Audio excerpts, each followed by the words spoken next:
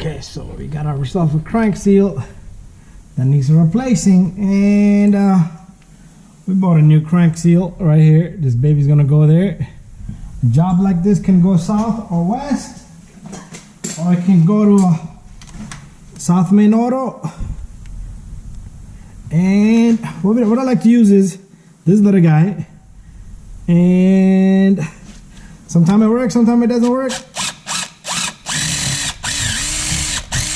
Okay, this one is not gonna work, so what I want to do here is I'm gonna tap it with the hammer a bit, get it in there, and if that doesn't work, then screwdriver all the way.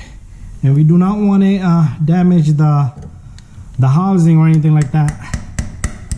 But sometimes this will work, sometimes it won't work. So try not to go all the way deep in. And once it's in there, what you want to do is you want to just pull it, and if it doesn't come out, if it doesn't come out, it doesn't come out. There's nothing you could do there. And maybe grab it with the plier and pull it. Usually a pick would be a good idea. A pick works for me all the time, but I just wanted to try this. Okay, that didn't work so good. So pick it is. Okay, there's so many different ways people do this. A lot of people destroy things. I just like to take my time and maybe come out just like that. Okay. So only thing you don't want to do is you don't want to go too far deep in there and damage anything. You see it's hollow inside. There's a pump behind there, or some type of mechanism is back there. So there's our old seal. So to put in a new seal, you should not have to work so hard. Okay, make sure the surface is nice and clean. And what I want to do is I want to clean my hands up. I'm gonna clean my hands up.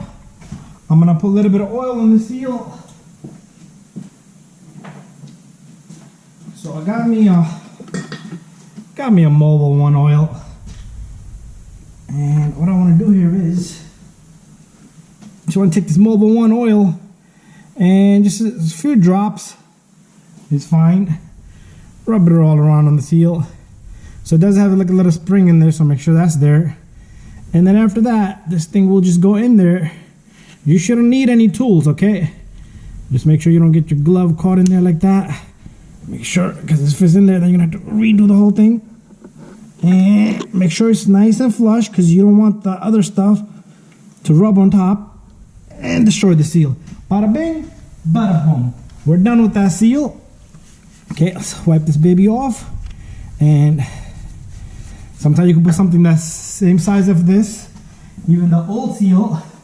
You can put the old seal there, because now you can't push it any further, and just push it in so it's nice and flush, and that's good enough. So next we're gonna put a floor jack and get the timing belt in, and then we'll put the tensioner in.